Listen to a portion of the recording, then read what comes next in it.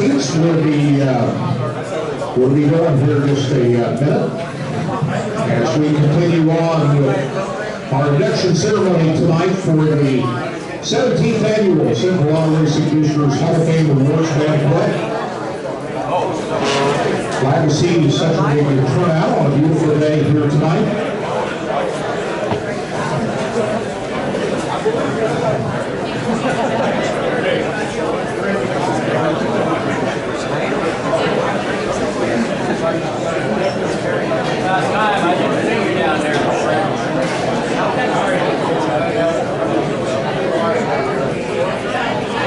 Dale McCarty and Roy Hibbard are going to be presenting here tonight. Where'd Roy go? Roy is here somewhere. All right, we are going to continue on with our awards banquet. If we can have your attention. Did everybody enjoy the meal tonight? I thought great food. I got a hand for the food tonight. Excellent job. Excellent job. And all the folks here at the Elks Club for hosting us again this year. We are thrilled to honor a lady who is a big-time figure on the Kansas City racing scene. Dixie Castor stood right beside her husband Larry in the operation of Riverside Stadium and the other racetracks they were a part of. Larry was enshrined as part of the inaugural class in 2004. Dixie was an integral part of the success of Riverside, and her impact was felt in many ways, from working the concessions to scoring the races and every other task that was needed to keep things going. She started Riverside Race Stoppers, the Kids Club, which was the first of its kind anywhere, and was a big part of Carter along the way. Dixie and Larry had their first date at the Knoxville Raceway. So racing was at the forefront of this power couple from the very beginning. They became card members at the start, and Dixie remains active to this very day. Dixie Castor's contributions to the racing community are Hall of Fame caliber, and that's why tonight we welcome her into the Central Auto Racing Boosters Hall of Fame. Ladies and gentlemen, Dixie Castor.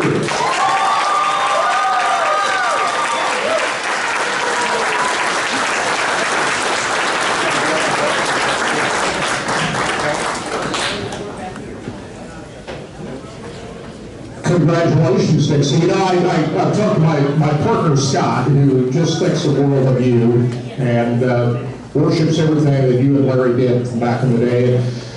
And why that is because you formulated a bond. When he first started racing, that you folks had, that you contributed an atmosphere at Riverside Stadium. And I know he shares the same opinion as a lot of other people who raced back in the day, that look upon the impact that you and Larry had to the racing community. Just what does it mean for you to stand here tonight and think back so many years ago when things were really hopping at the Riverside Stadium, just what this means and what Larry would be saying right now? Well, I want to thank, first of all, Carb for this honor. I appreciate it very much. It was a family affair at Riverside, and we couldn't have done it with a lot of the help of our friends and their families, especially the Bakers. They all chipped in and helped us, and we tried to make Riverside family, and it certainly was. And how does it mean? I hear a lot of people to this day, Riverside Stadium's been gone since 1988. And that's over 30 years ago, but people still talk about Riverside Stadium and the atmosphere and the great feelings people had back in those days. Just talk about what it means to still hear people talk about the good days at Riverside Stadium. Well, remember, this was before cell phones and computers, and everything else was much more personal than what it is now. There was no Facebooks to pass around rumors. You had to come to the races to really find out what was going on. I mean, people socialize a lot differently then than they do today. It was an annual Saturday night at Riverside. The same people sitting in the same seats, and you watch their kids grow up. You watch couples form. You watch marriages. It all went on there. You know, another thing that Scott talks about is when you went into the pits, you stapled a ticket to the T-shirt. You know, you're not the only ones that did that. I remember back when I grew up in Iowa, there were tracks that did that. How did that ever get started by anybody when they stapled the tickets to the T-shirt? I guess you had to make sure it wasn't going to come out, right? Well, and it was a cheap way to make sure they had a ticket and didn't lose it. And there was no excuses for not having it on it. One time someone said, "You can't staple that on here. This is a $200 shirt." And my husband said, "If you want to go in the pits, it's going to be stapled on that $200 shirt." So they just did it. And he did it. Talk about the race stoppers and the kids club. Now, today we look at, we're trying to do everything we can to get kids involved in racing. It was no different back then to try to get kids involved to keep the sport going. Well, we decided to call them the Race Stoppers, the Riverside Race Stoppers, and we picked some young high school kids, and they were friends of our kids and their friends, and I furnished the uniform, and they were the trophy girls or the greeters. And they represented the track at other functions when we needed somebody. And then on the, what else did you ask me? I forgot what you asked me. The kids club and the kids club, yeah. Well, the kids club was formed because we did have a lot of young people. And I mean, I'm talking about 6 to 12-year-olds. And they can sit and watch races. They don't need to be up running around. And we decided that we'd form that club for them and let them be introduced to the drivers and the cars. So every night we draw a card, and that kid got to ride around the track with his favorite racer for fun. I know Riverside City, we talk a lot about that. That's not the only track that you worked at. I-35 Speedway back in its infancy, that was really going gangbusters right after that opened up. Well,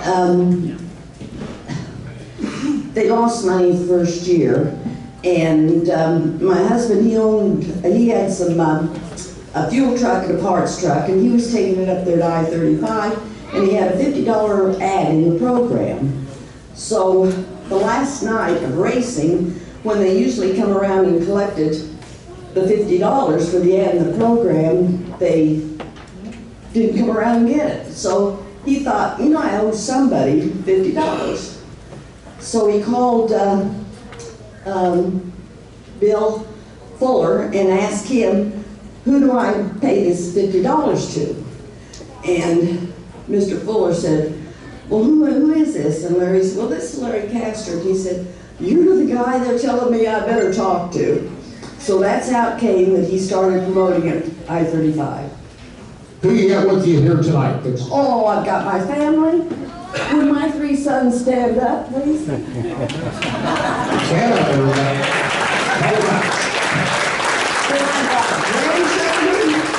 And I've got great-grandchildren. Come on and stand up, everybody. You got a big crowd here. Hey, and they're all race fans. You'll see us at the races all the time. That's what it's all about. I know they still have the Castor Family Celebration in July every year at the I-35 Speedway, and everybody shows up to that. That was started when we were up there, and so we've just continued it there, and they come from all over. And you invite everybody to join you out there. It's coming up again in July. That's right. Appreciate it. Any final thoughts about going into the Hall of Fame? This is really quite an honor since you were around when the beginning of right at the start, when CARB started. Well, CARB started in, I think, 54, and I think we joined in like 61 or 62. Joan Ellis and Clyde were the ones that introduced us to CARB. And they're Hall of Famers themselves. So you're joining quite a club here tonight. That's right. And Larry was in the first one in 2004. And so I appreciate being in here with him. Congratulations. Thank you very much. Dixie Castor.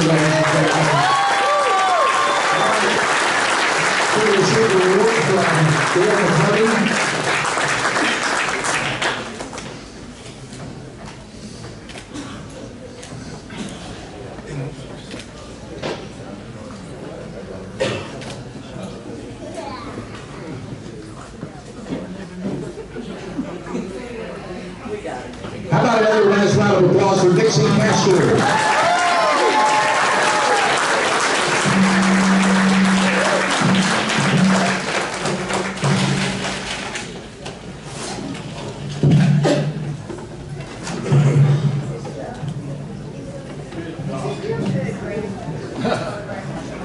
Our newest inductee into the Central Auto Racing Boosters Hall of Fame was born into a family of racers and legendary ones at that. Joe Boyle's uncle was the great Junior Howard, a member of the inaugural Carb Hall of Fame class. Another uncle, William Howard, also raced, and his father, Ray Boyles. He is also a member of this great Hall of Fame and helped set the path for Joe and later what lie ahead for his son, Clinton, who is making his mark today. Ray and Sandy's support made it possible for Joe to find early success in a modified midget, what we now know as a micro, and would eventually end up behind the wheel of the big-time midget, capable of finishing in the top 5 of the Chili Bowl, which he made happen in 2000. Joe raced various forms of open-wheel cars, including sprint cars, and earned many accomplishments, including the mini sprint title at the Tulsa Shootout in 1990 with Johnny Parsons Jr., and later the Midwest Outlaw Mini Sprint Championship in 1991. In 1994, he teamed up with in-laws Mark Dyer and Darren Key on a sprint car, winning races at Central Missouri Speedway and State Fair Speedway. By 1998, Joe and family got together with Steve Blackford on Keith Coon's Motorsports Stealth Esslinger, took it to the Chili Bowl in January, and wound up 15th in his very first Chili Bowl A-Main. They found victory in that ride at the East-West Challenge in Omaha before earning a 4th place finish at the 2000 Chili Bowl, followed by Rookie of the Year in the SMRS Midget Series. He won the SMRS title 3 times, 2001, 2003, and 2005, with top 10s at the Belleville Midget Nationals in 2002 and 2004. Impressive finishes in 2 of the world's most prestigious midgets events has made Joe Boyles a household name in open wheel racing. He was the subject of a feature article in Sprint Car and Midget magazine in 2008.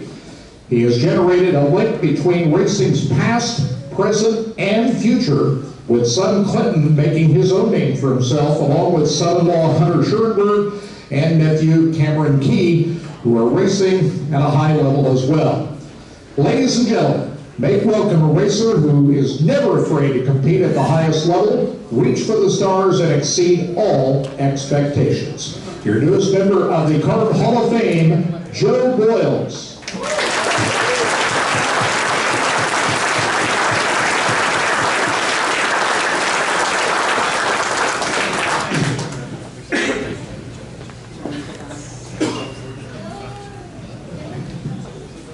Congratulations. With this, you know, your dad's in the Hall of Fame, and now you're going into the Hall of Fame right now. Just your first thoughts about what this means. Well, it's a great honor to appreciate everybody in the Carb, all the members and everything for voting me in. It was really unexpected. It was nice of Jim and Martha McVeigh to nominate me, and I thought, well, I don't have the credentials to be in with those guys, but apparently somebody thought so, and I'm very grateful for that. Well, you made your mark down at the Chili Bowl right away. I mean, making the A-Main, I know there's twice as many cars now that there was back then, but still, you're racing against the very best competition, and you qualified for the A-Main right out of the gate, and then a year later, you're in the top 5. Yeah, well, having a good car was a lot of it. If you don't have a good car, you can't do very good, but yeah, I got to give a lot of credit to the car, but my first time down there, ran 15th, was real happy with that. And came back the following year and ended up 4th.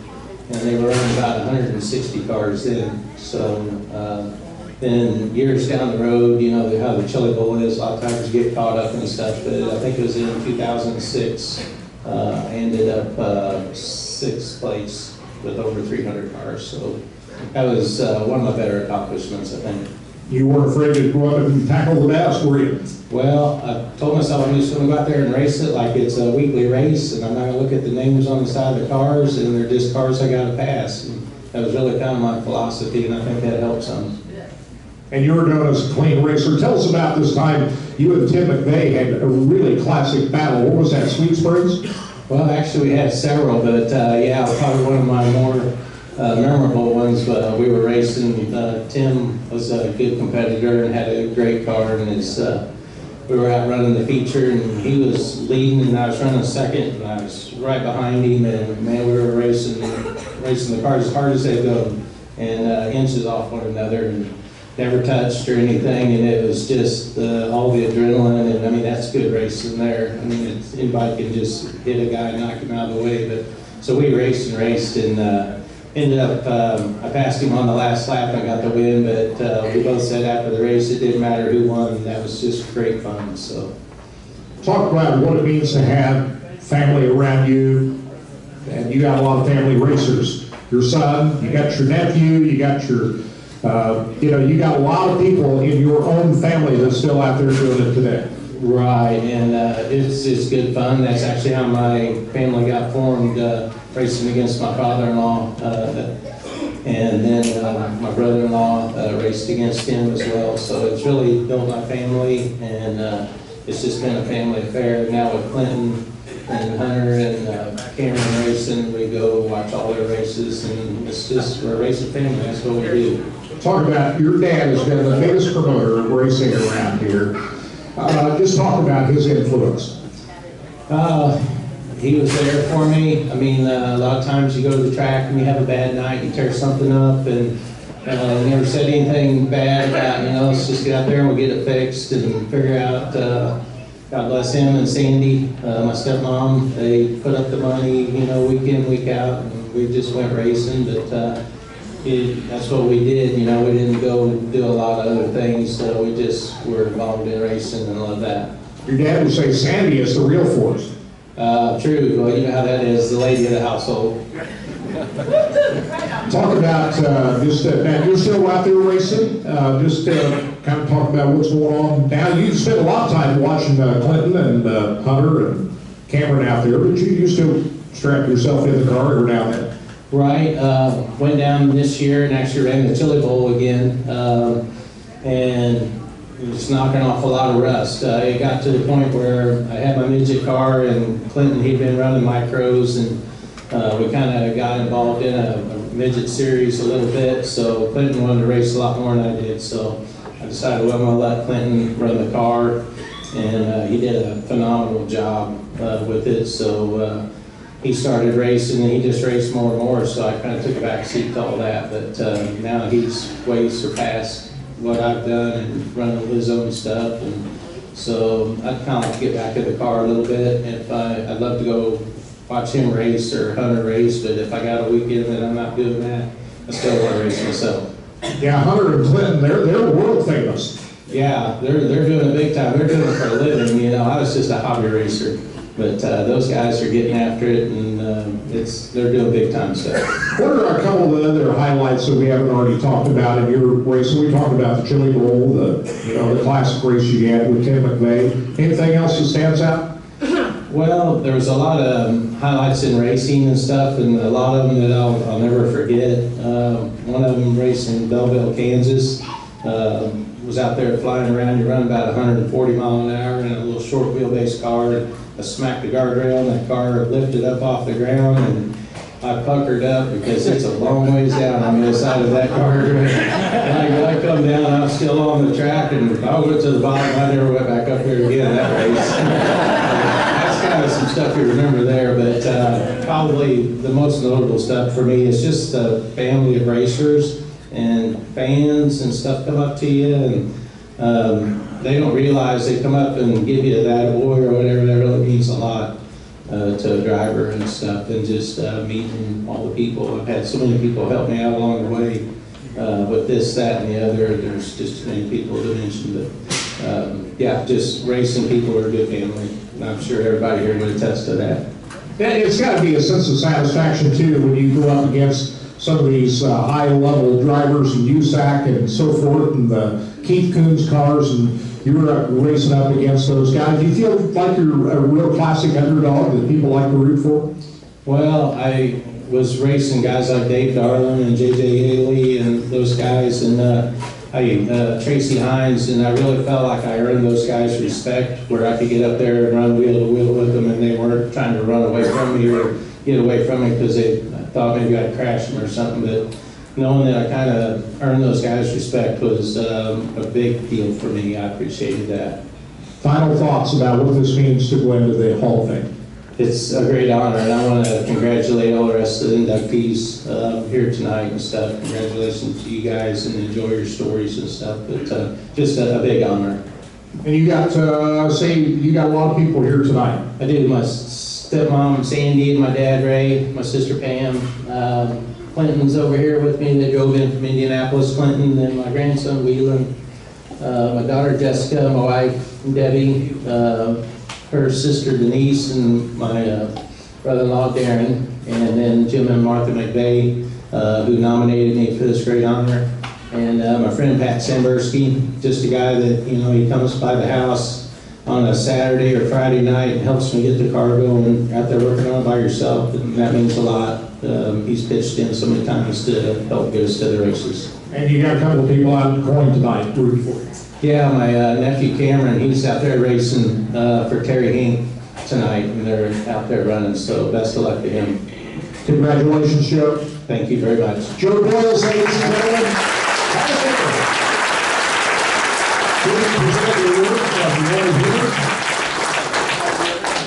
Our newest member of the Card Hall of Fame.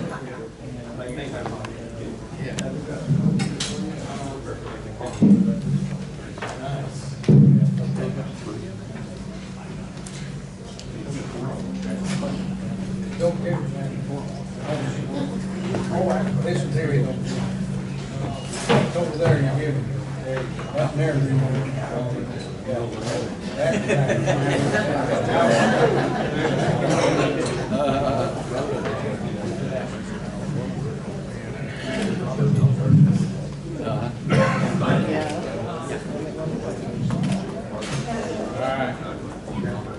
How about another nice round of applause for George Boyles?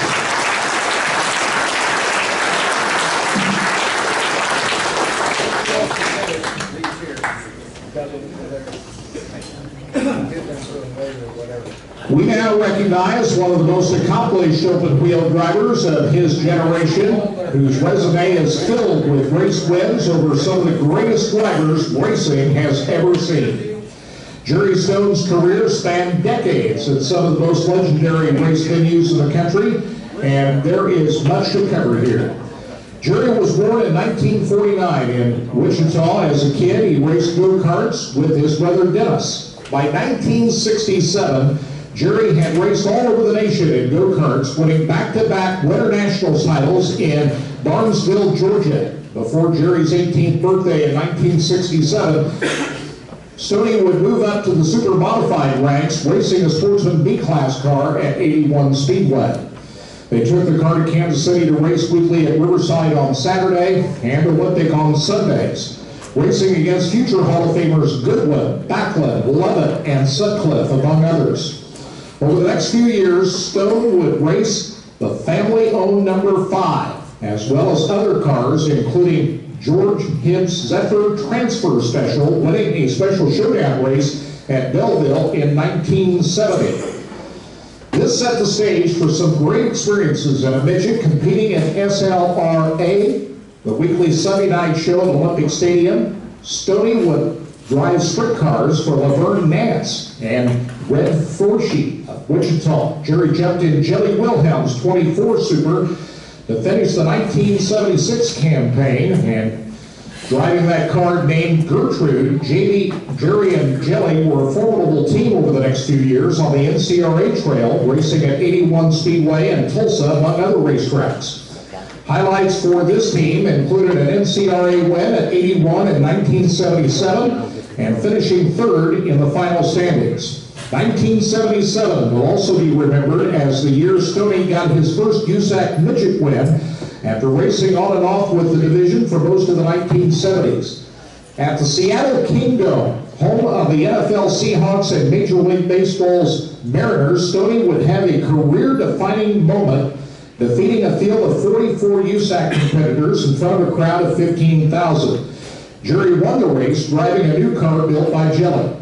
In 1980, Stoney got a chance to drive a super modified owned by Lloyd Stevens and the Ofixco team. That was headed by chief mechanic and drag racing legend Steve Carbone. With this opportunity, the Stone family moved to Tulsa, the home base for the Oklahoma race team. Running the orange and black number 21, Stoney would win his first NCRA title in 1980. Jerry would also drive the 24X sprint car of Stevens to victory at Lakeside Speedway once again. The victory this time and the Tuesday before the Knoxville Nationals was worth $1,500 to Stone, who bested a field that included Gary Patterson, Leland McSpadden, Bobby Allen, Sammy Swindell, Doug Wolfgang, and Rick Ferkel, among others. Jerry would also drive the NCRA title for Stevens in 1982, 83, and 84 as the NCRA transferred from a super modified group to a wing sprint car club. Jerry took on the Pennsylvania Posse, winning at tracks like Williams Grove and Selinsgrove before settling back in Tulsa, where he and his wife Judy make their home to this day. Ladies and gentlemen, we are proud to induct Jerry Stone into the Carb Hall of Fame. Please welcome Jerry Stone.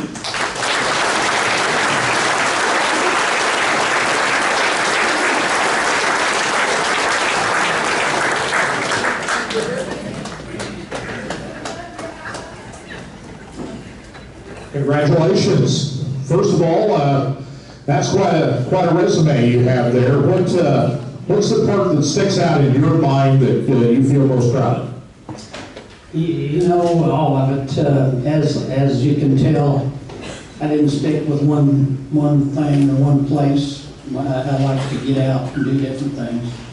And we weren't scared to go out where we really were outclassed, because you learn the most from the people better than you.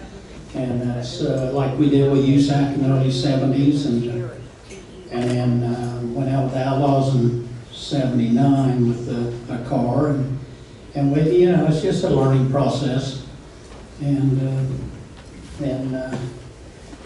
we learned a lot in Pennsylvania. We didn't win much, but I learned a lot when I come home, and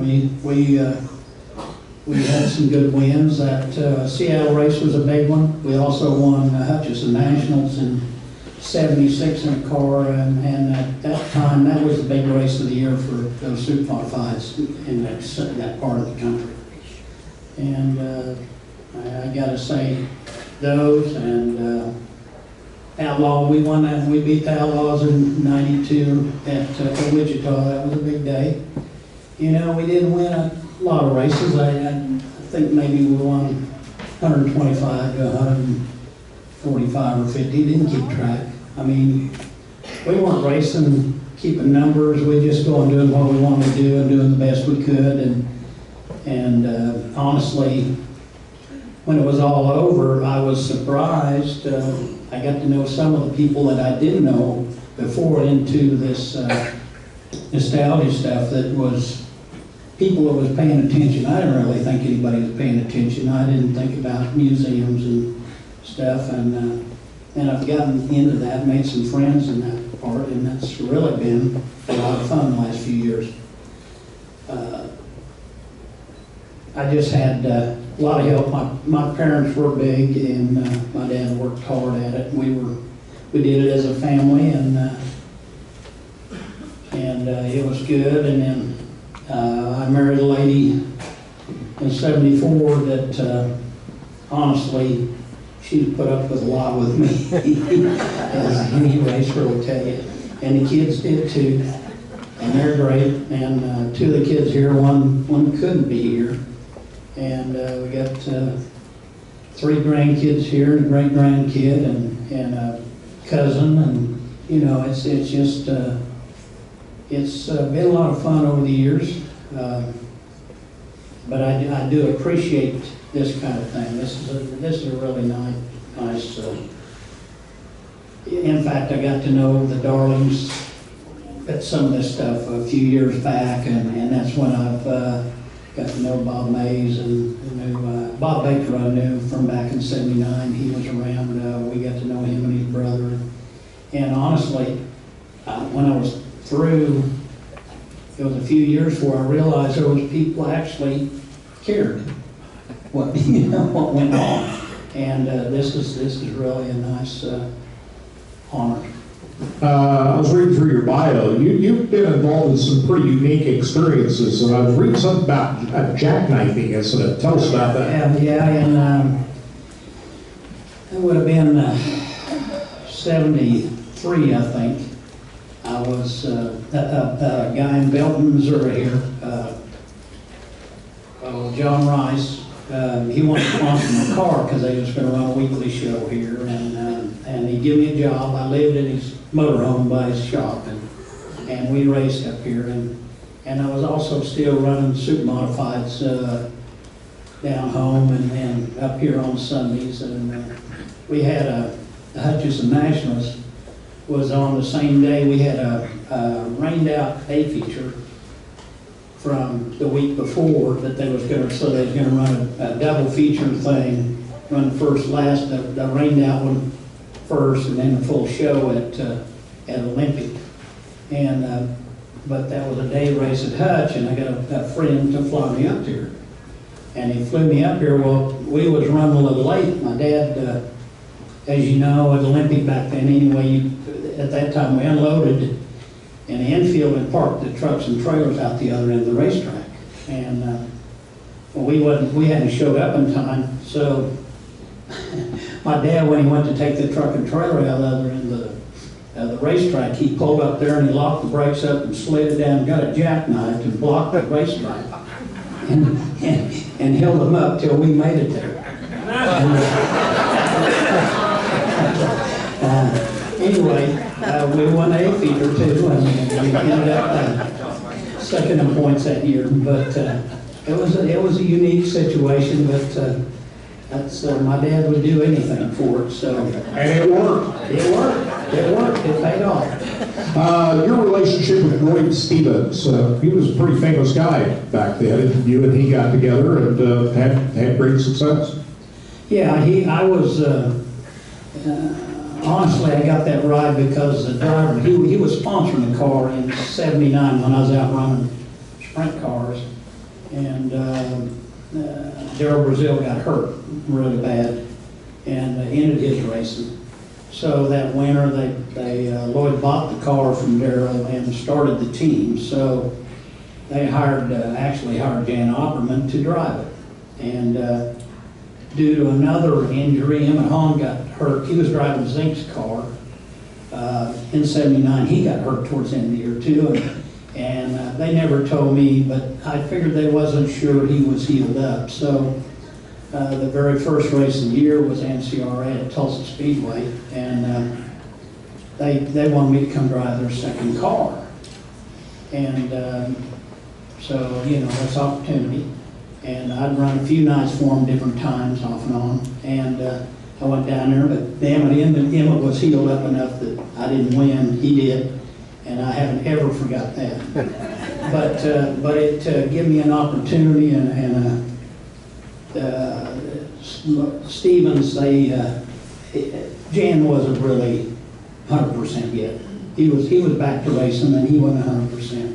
And for whatever reason, and they called me like Tuesday that next week, and hired me. And it's weird how some of the biggest things that happen because somebody else's injuries and stuff. But that's the way racing was. You didn't pass up an opportunity. And Daryl Brazil's a good friend of mine now. So anyway, that's how I got with Lloyd, and I drove for him for 7 years. And we run 2 years in Pennsylvania when he dropped out, and we stayed another 2. I had a good ride the year after, and then I kind of made a wrong decision and got into the wrong car and kind of got myself out of the circle back there on the 4th year. And we just stayed. Then I put something together back in Tulsa because honestly, that's where I want to live. When we got the opportunity to move to Tulsa, that's where we want to live anyway. We was racing down there every week. We was making 30-some trips a year, and so that's where we're still at. Who's here with you tonight? Help you enjoy. You got Judy here too. Well, my wife Judy, daughters Teresa and Lisa, and Lisa's husband Stan. We've got granddaughters Heather, Hannah, and Ryan, and then we got we got a great grandson back here, and I got a cousin Terry and his wife, and so that's. I don't think I missed anything. Anybody? They're all here tonight. Well, stand up, everybody, that you just mentioned. We'll see if we missed anybody here. I think you covered about all, didn't you? Yeah, the only one that couldn't make it's our boy. He, when we left Pennsylvania, he was in love, and he had a plan. And he's still there, and he's got a lot going on, a lot on his plate. He couldn't make it out. Well, terrific. And any final thoughts about what it means for you to go into the Car Hall of Fame? No, it's just a big honor, and honestly, when I was told that I was nominated, I honestly was kind of surprised. I thought, I didn't live in Kansas City, and then I got to thinking about how much I raced up here at different times, and run Knoxville, run Marshall. I've won at Marshall and Jeff City, and Lakeside a couple times, and run Olympic a lot, and for some reason I was around up here a lot. And a lot of people here that I know, and probably some I don't even know their names, but I've known them for years, and I appreciate that. I mean, you don't realize how many people you met or made friends, and till you stop and think about it. And when things slow down, then you think more about it. So anyway, this has been a great honor, and I think this is really a nice organization. Well, Kansas City is a great racing town, and I know Tulsa is very proud. Your hometown, another great racing town tonight. Yeah, thank you. We had, of course, Wichita was too. When I started, Kansas City had a group of guys that could go anywhere and be competitive. And Wichita did too. Harold Leak was my hero, but there was half a dozen guys go anywhere in the country and race, and by beating the fire out of me, they taught me a lot, and then Tulsa's has been good to me too. So congratulations. Thank you very much. Ladies and gentlemen, your newest title holder, Jerry Stone.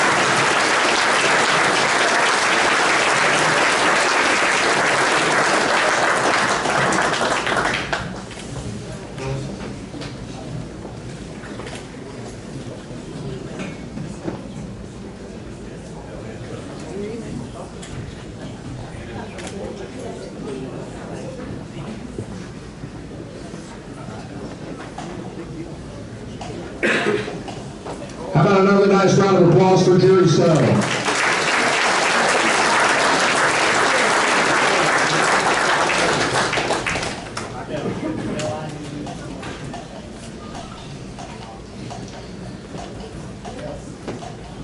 We now honor one of the most innovative and unique racers ever known in the Kansas City area.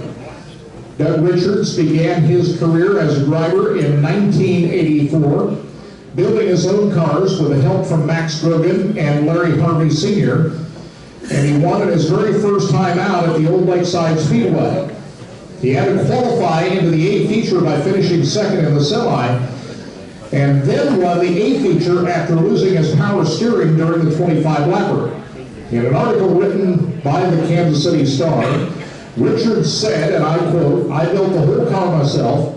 I lost the power steering someplace in the race, and I slowed down to rest my arms. Then I had to drive hard to get ahead of everybody," unquote. That was Doug Richards, folks.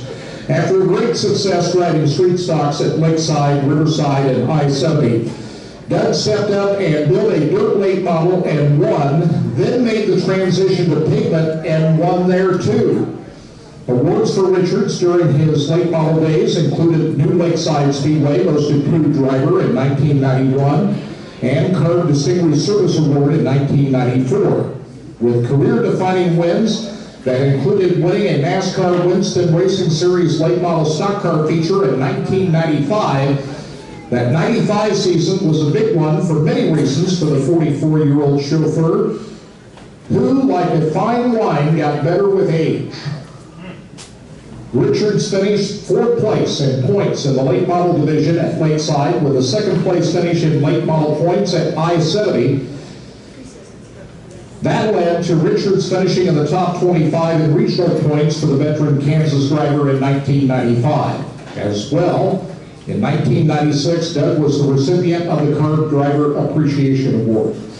Over the years, Doug Richards won 27 times in classes from street stocks to late models, and accomplished those feats at tracks like the old and new Lakeside Speedways, Riverside, I-70, Thunder Hill, Shawnee, also known as Topeka Raceway, Bolivar, Motor Lake, Bethany, State Fairgrounds in Sedalia, Capitol Speedway, and was sanctioning bodies NASCAR and USRA while competing in Kansas, Missouri, South Dakota, Minnesota, Wisconsin, Texas, Iowa, Oklahoma, Nebraska, and Illinois. Doug's number was 4, and he'll forever be remembered as the racer's racer. It's time now to place forever Doug Richards into the Central Auto Racing Boosters Hall of Fame. Here to accept on his behalf tonight are his grandson, Hayden Richards, and I know Jake is here tonight as well. Hayden Richards is here to accept on behalf of his grandfather. Ladies and gentlemen, your newest Hall of Famer, Doug Richards.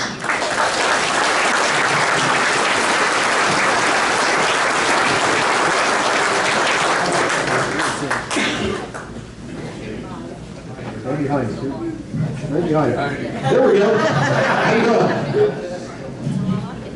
Well, this I know that it was right at a year ago on Thursday we lost your grandfather, but your thoughts, this is something that's been long deserved for your grandfather. Definitely. I think he'd be very proud of himself and very thankful for coming in also.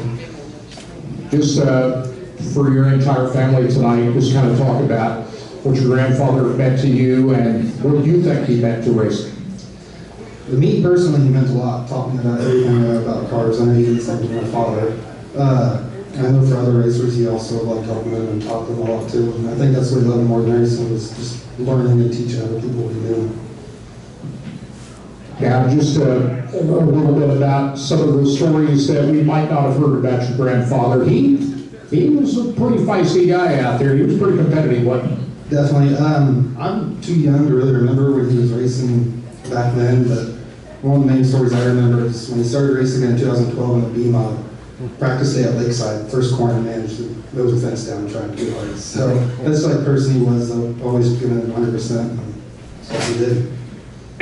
All right, again, final thoughts about what this means to you and your family. It means a lot. Appreciate everybody who voted him in. And I know that it means a lot to me and my dad. And thank you for everybody who did vote him in. And thank you for all the, and congratulations to all the other inductees also. Terrific. I'm going to have you receive the award on behalf of your grandfather right now. If I can call on Huey, a Hall of Famer here at the Car Hall of Fame, I want to get him to expand on what Doug Richards meant to racing in this area, and who better than Huey to do that. So as soon as we get the picture taken on behalf of Doug Richards, Hayden Richards up here accepting the award, we're going to talk with Huey a little bit more about Doug Richards. Congratulations, appreciate it. But we're going to talk to Huey right now, more about Doug Richards. And Huey, you came on just right after Doug passed away about a year ago. We had you on our show. And I thought you explained more than anybody else why Doug Richards is a Hall of Famer. He was a unique racer in the Kansas City area. And you said people will not appreciate what he has done until everything is all said and done. And just kind of talk about what type of a racer Doug Richards was. Well, I can tell you about Doug was one of them people that if you broke your race car or he was involved or whatever, he would always say, bring that car over here and I'll fix it. And I'm talking put a roll cage in another car, rebuild your car. He was a fixer for anybody, anytime. And I'm gonna tell you the ingenious part about this guy. He could never stop thinking about what made cars fast. And people like Larry Phillips even called on Doug Richards to talk about shocks, talk about cars. And then he said one time at I-70 Speedway, he said to Doug, get in that car there and take it a few laps and see what you think of it. Now for Larry Phillips to ask Doug Richards to get in his car, I like to fell on the floor. And one of the greatest of all time. But he knew Doug and his ingenuity and his factors about what this guy would think of. And he was just one of them guys that had his brain working constantly. He used to come to my store and he'd ask me for the stupidest things. And I said, what are you doing with that? And he'd sit, explain it, draw it, whatever, and engineer constantly about that. From putting mufflers on cars to building race cars. Why don't it, it was just his sheer intelligence. I mean, he came up with stuff nobody would even dream about. Exactly. He just was one of them people that was very ingenious about things. And boy, the racing community sure missing that guy. I'll tell you that right now. Because he was just one of them people that brought forth the ingenuity that made things work. Well, we had dirt tracks and we went to pavement racing and, his impact on a lot of racers out there, he helped a lot of people figure things out. Yeah, most definitely. And, he couldn't figure it out. He'd put it up on his lift and sit there and look at that until he says, oh, wow, that's what makes that work. And always make it work. And he brought a lot of speed to I-70 Speedway because his stuff kept always going faster and faster and faster. It made everybody go home and work on their stuff. So I just want to say that about Doug. He was just one of them people. Thanks, Huey. No problem. Huey Anthony, fellow Hall of Famer.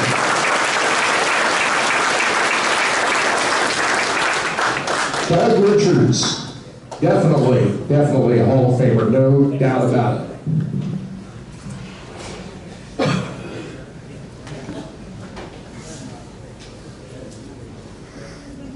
Anyone around the world surfing the web for race action knows the name Cheeseworks and the exposure our area racers and tracks have received because of what Mike Kraft has worked hard doing since 2003, and he's done it largely for free. And I can tell you firsthand, this is not easy to pull off. To go to the racetrack, set up, get the audio working, shoot the race, then go home after the races and edit all that video before uploading it to YouTube in a timely fashion. That's hard work, folks. And not many people were doing what Mike was doing 15 to 17 years ago. This is before YouTube. YouTube started in 2005. And Mike was out there shooting race video before that. So now you can see everybody posting on-demand and live race video. Well, Mike Kraft was at the forefront of all that. Mike was one of the pioneers who saw the opportunity and took advantage when he was presented a mini DV camera as a retirement gift from a 40-year career as a lithographer. In addition to his work at the KC area tracks, Mike has covered big events including the Belleville Midget Nationals, Knoxville Nationals, Florida Speed Week, Indiana Sprint Week, Ohio Sprint Week, among others, while attending races in Kansas, Missouri, Florida, Iowa, Minnesota, Washington, Arizona, Arkansas, Indiana, and Ohio. For years now, Mike has produced the inductee video interviews for this Hall of Fame, but this year he's the subject of one of those videos himself. Ladies and gentlemen, it is time to welcome Mike Kraft, our newest addition into the Central Auto Racing Boosters Hall of Fame.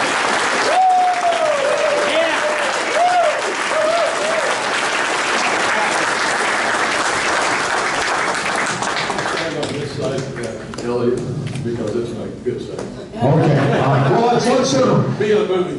these folks behind you, we've had everybody kind of turn this way, so we're going to turn to where everybody can see here. So we just want to make sure everybody can see and talk, man. What an honor this is. You were in shock when they called you about this. Absolutely, I cried.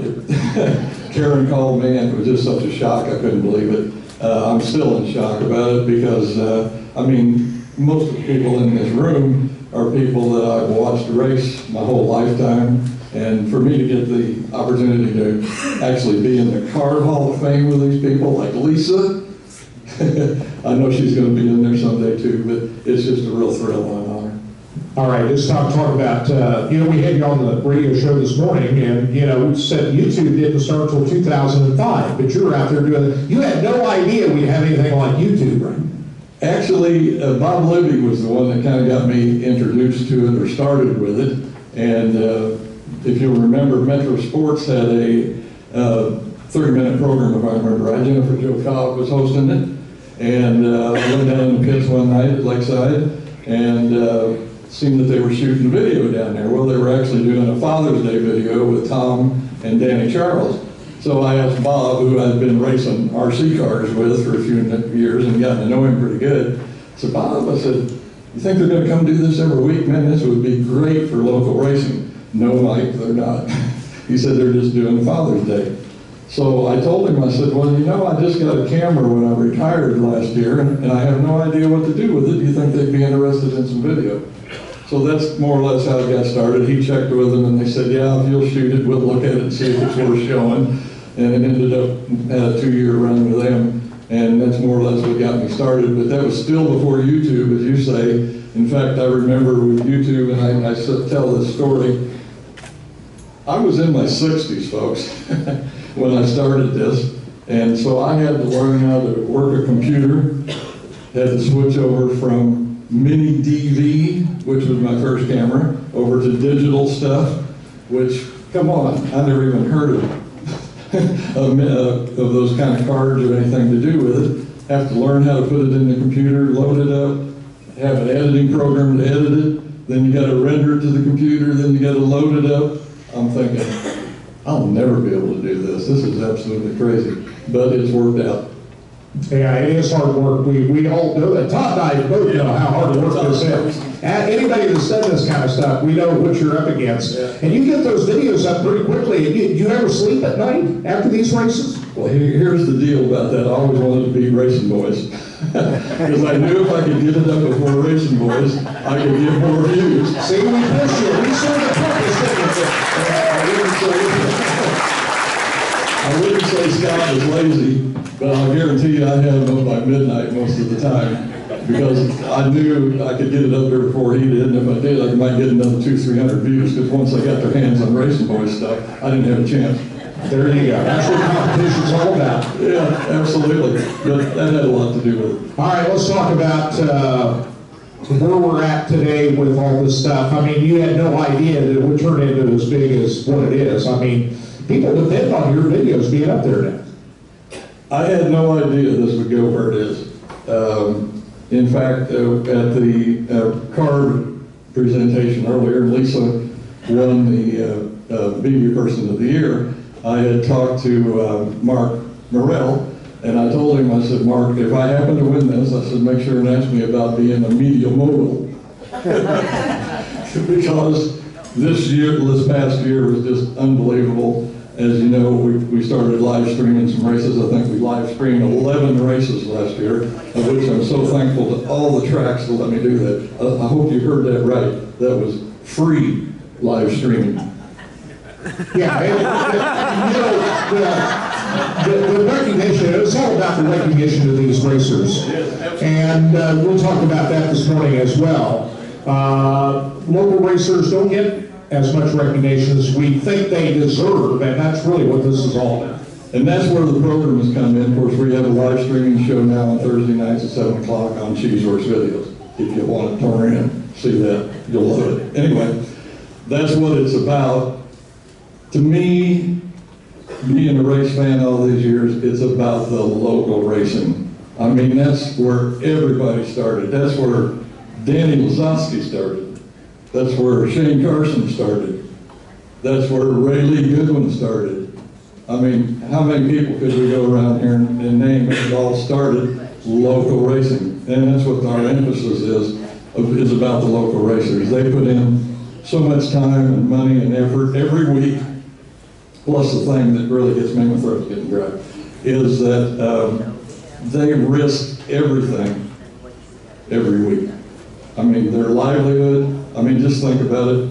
I think like I told you on the show this morning, we were really lucky last year. Nobody got hurt really bad. Really good year, but we've had people hurt before. We'd be off for weeks and whatever. But just think about that, folks. They risk it all every week. I know you don't do this by yourself. You got a lot of help out there to make this all happen. Tell us about those people that help you. Well, my boy Downing has helped me quite a bit and went out and shot some videos there a lot of times. Of course, Lakeside's my home track. I've been going there since I was 12 years old. So how can you turn your back on something like that? They've been faithful to me. I figured the least I can do is be faithful to Lakeside. Of course, last year was a different animal, and I had the opportunity to go to Valley and US 36 and some other places. But Donnie's helped me shoot a lot because there's nights I want to go. My other son, Mike Jr., oh, he's up there.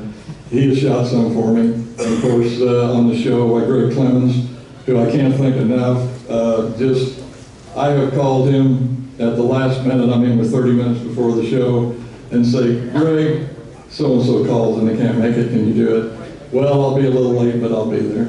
Greg loves racing and has just helped out. Leroy Morrison has really helped out a bunch, and he does a lot of the behind the scenes. I mean, you gotta have, like you got Todd, I got Leroy. He's the technical guy. And Leroy's still racing out there too. He is still racing. Finished second in points at I-35 in the E-Mods last year. All right, final thoughts about what this means,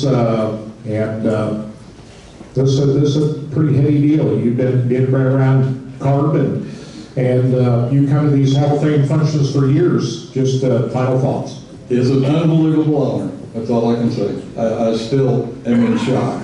I really am. It's just so neat to be in this organization with these people that have watched for so long. Congratulations. I wanted to say one more. Yes, sir.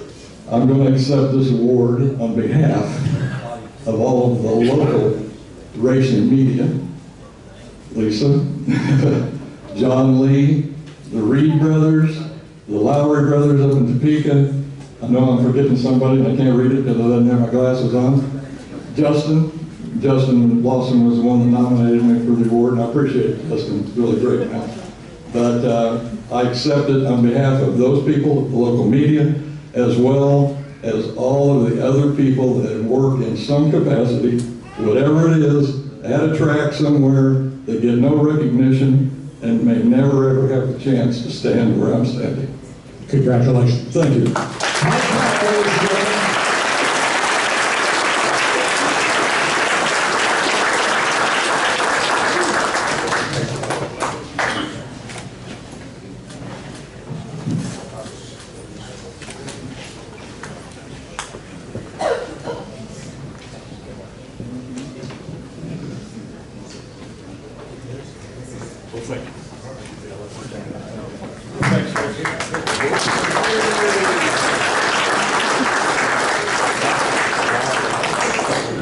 Mike Kraft, how about another round of applause for him?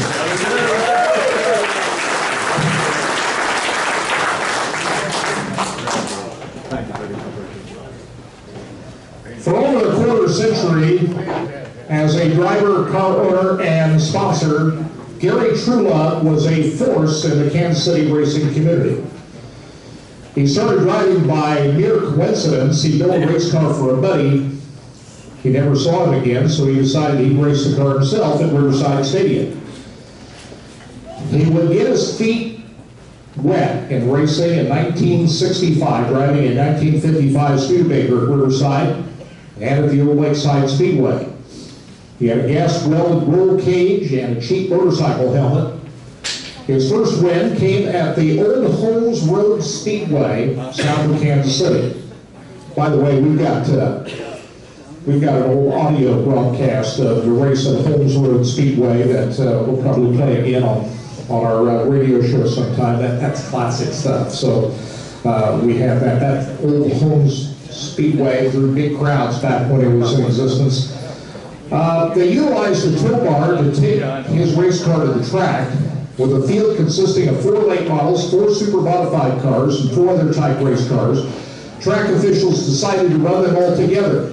Gary won the race for The first feature, there was no trophy to show for the win, and only $9 is what it paid. But it was Riverside where he would cut his teeth. In all, Gary raced at more than 30 tracks in 11 states and won multiple features during his racing career. In 1983, he earned the Carb Sportsmanship Award. In 1988, he took home the NASCAR Sportsman Division Most Improved Driver Award. In 1976, he finished 5th in IMCA Series point standings. His team also received the Best Dressed Pits Crew Awards in 1976 in IMCA and I-70 Speedway. At I-70 Speedway in 1976, he raced side by side next to NASCAR legend Donnie Allison. Altogether, the highlight that year at I-70 was winning back-to-back late model feature events in which future NASCAR star Rusty Wallace ran and finished in second place. Running with his son Greg, nephew Jack, and great-nephew Jay in the late 1980s at numerous tracks also remains a highlight. Other tracks Gary raced around the area included Olympic Stadium, Shawnee Short Track, Mid-America Fairgrounds, and Bolivar Speedway. It's time now to induct our final member into the 2020 class of the Central Auto Racing Boosters Hall of Fame. Ladies and gentlemen, would you welcome Gary Truelove.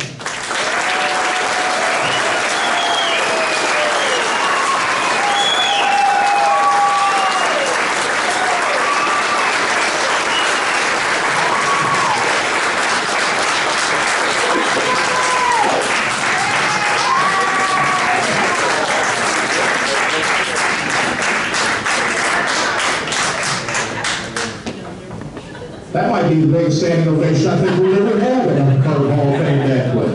Wow. Yeah, I got that when I rolled at I-70, I got that too. That's right. Here he is, Gary Truelove. We had you on the radio show this morning, and you did such a great job. I think I'll just turn the mic over to you. What is the biggest thing? What's the first thing that comes to your mind going into the Hall of Fame? It's just a great honor, and if you look a little bit this way so people. If you look over on the wall where all those pictures are, those people that I watched all my life, and just outstanding. I mean, how can they do that? How can a guy race that way? You know, on side by side and on two wheels, and it's great to watch them guys. And to think that I'm going to be mentioned with some of them is just such a great honor. It's unbelievable. And my craft, everybody here is. I'm going to hold this up there so we can hear you. Everybody that's been up here has said it. You know, it's a great honor. Unbelievable. Who would think it? You know, I said, why me? Who remembered what I did? You know, I haven't raced for over 25 years, and of course my sons are, and I'm around the people. The people is wonderful. It's not just the racers, you know, it's the people in the stands, the fans. They come down and shake your hand, or come down and want your autograph, but hit a right on a popcorn box or anything, you know, and let them, let me just let you sit in my car. Yeah, and they sat in the car. I've had Charlie Thompson was one of my great pit crew guys and helped me so much, and his wife and daughters here. Charlie's getting a new artificial heart, but he helped so much, you know, and it's people like that I got a whole bunch back there in the corner that's helped me for years, and don't nobody pick on me because they're going to be in trouble. These guys are tough, and I couldn't have done it without him. Tony Maselli is my best friend in the world, and he was there day one when we started racing together. You know, we just hit off and helped each other all these years. And I got Randy Wood and Bill Gross back there, and my nephew Terry Wilburn, my two sons. Well, you've seen them. I got a bunch. Granddaughters. Just outstanding. And I still love it so much, you know, I mean, Greg's racing and I can, come on, you know, let's get this race going. I'm jumping up and down. Wow, he's ahead, you know, and well, I pulled away, and you're just jumping up and down. I mean, your heart's beating hard, and just to watch him. And when Dean did, I watched him. I seen the deal on Facebook this morning. He put on there the last time I sat in a car was his, modified. And I like when I got in, or I like when I got out, but I got in. And he took the picture, and so, you know, it made me feel good that I just sent back a note that I was looking for a ride this year, you know, somebody had one. I love to drive, if you just got a good car, you know, gotta have a big door. That's all I need, and speed is all it's need, and you know, I really love it. The people is, you can't say enough about the people. I run an IMCA with all over the country, and I have friends in every state, you know, and not just racers, but friends. Hey, a guy come in Phoenix, Arizona, called me up. They wanted me up at the front gate for some reason. I didn't know why. I got up there, then it was an artistic boy, about probably 30 years old. And he just wanted to meet me because 44 was his fate. You know, and I just shook his hand and signed his autograph, and it makes you feel so good when, you know, when something like that happens. How'd you come up with the 44 number? Well, there was 4 of us, me and my wife and 2 boys. That's 4. But we got 1 4, and what the hell am I going to use next? So I pulled my Social Security card out, and there was more 4s on it than anything else, so I did. I said, we're over 44. And it's just dumb, you know, dumb stuff. This is like when I started in the studio for another guy. I built a car for him, and actually I could hear, going down the straightaway, I could hear the roll bars rattle. So you know how good I built it. It took me a few cars to get to where they were solid, and finally I got some that was, well, Tony Maselli helped me build one roll cages that was good, and I've tested them very well. I've tested them. Yeah, you had some scary incidents. You told us about one of them this morning out at I-70. Oh yeah, I had one bad one out there. Is a 1970. Second year, and I had 65 Fury and blew a tire and hit the wall, and instead of being able to hold it, it went across the track and hit the guardrail. It was just a little big, you know, and it went in down the straightaway and landed upside down on John Eppenheimer's car that was sitting in the pits to get a tire changed. And blew all 4 of his tires. One rolled sideways, and I had taken the glass and rolled them down that night because the rule said you could run a side glass. And I ran them a couple of weeks because it was cold. And I rolled them down that night and taped the hose shut, and we had that accident. Of course, we went over in the doors wasn't welded shut. Big Tony Maselli, my friend, he come and picked me up, opened the door, picked me up, carried me away. They said I got towed out of the car for 75 feet, you know, but in the news.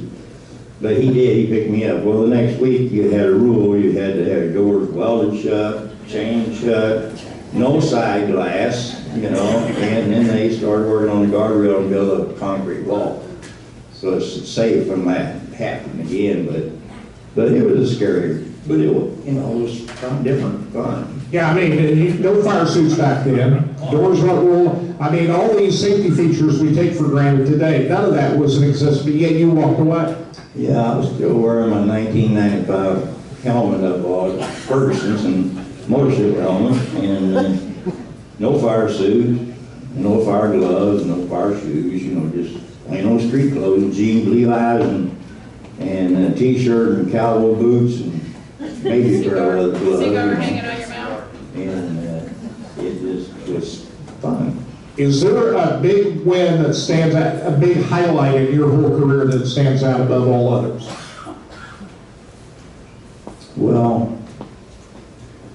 the wins were all great. You know, I mean, it's always nice to win, but the biggest thing that stands out in my racing career and my life is watching my son win races.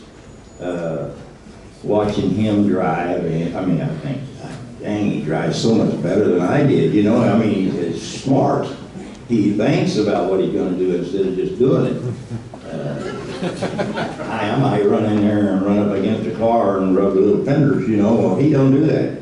He calculates where to go, and he knows where to go, and he does it. And things do cost more nowadays. So yeah, the pieces are more expensive. I had salvage yard sponsor and plain old stock used parts, you know, fenders, doors, and hoods, and stock motors, and it was. I had a good sponsor, but his stuff is expensive. Yeah. Final thoughts about what this means to go into the Carb Hall of Fame? Well, it's like I said before, if you look at the pictures on the wall, you look at the names in that book, and there's a lot of them here, right here now, you know. Some of them I don't even know, but there's a lot of them that I do know. Here's Junior back there, and kind of Honeycutt, and John Backlund, and, you know, there's a bunch of them here I do know, but I know a lot of them on them names back there within pictures that I watched for years and years, especially running the IMCA circuit. They run the sprint cars the same week as the stock cars, and I got to watch them, you know. And Junior back there, he'd fly. His dad could, and Bill Utes, you know. You got all these guys, Wolfgang and Opperman, and they're fast. And I mean, I always wanted to drive one, but I wasn't allowed to. My wife was no. Now you're in a pretty exclusive club with many of the drivers and people you just mentioned. Oh yeah, this is a great bunch, this whole place. The Carb and the Hall of Fame is Auto Racing Boosters and Hall of Fame and Museum. You know, it's the whole show. They all do different things in different parts, but they're all helping us, you, the fans, everybody. You got a pretty rabid fan club over here. Yeah. I have a great club. They're scattered now all the way around. That corner back there is full of true love. And it don't make no difference if their last name is Wilburn, Groves, Wood. They're true loves. You know, I'll guarantee you they're true loves. And you better not pick on them. Congratulations to you. Thank you, sir. Ladies and gentlemen,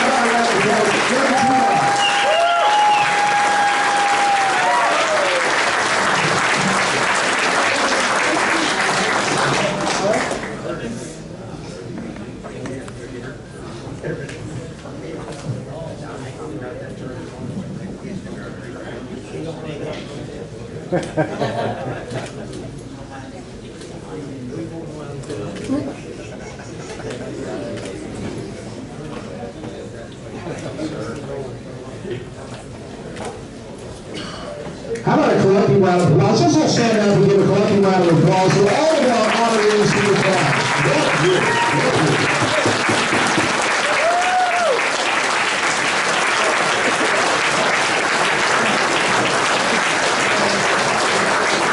Thank you for having me a part of. I'm really honored to be a part of this program once again tonight. Pleased to be here this evening, and we thank you for coming out tonight. And I think maybe the chairman had a few more words to say, or we finished that. So I think we are finished. We appreciate you coming out tonight. And congratulations again to all of the Hall of Fame inductees in the Pioneer class tonight.